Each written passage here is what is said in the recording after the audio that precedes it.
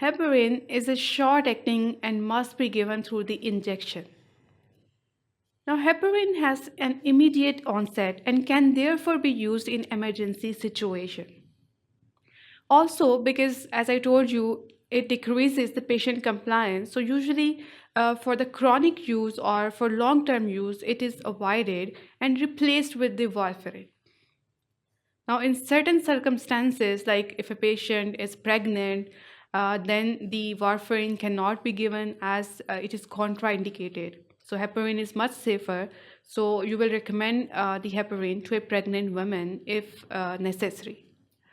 Now, subcutaneous injection or continuous intravenous infusion of heparin reduces the incidence of deep vein thrombosis in the patient undergoing general surgery and those recovering from the stroke or the myocardial infarction.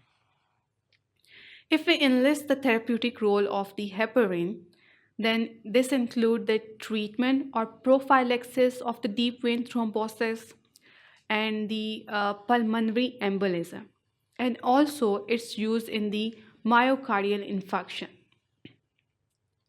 These drugs are the anticoagulants of choice for treating the pregnant women, as I told you, because they do not cross the placenta, and due to their larger size and negative charges, they cannot cross the placenta. Low molecular weight heparin do not require the same intense monitoring as the heparin, thereby saving the laboratory course and nursing time. Now, here I'm just talking about the APTT, that is a test performed for the monitoring of the heparin, just like we did the prothrombin time calculation for the warfarin. Now, low molecular weight heparins are useful for both inpatient and outpatient therapy.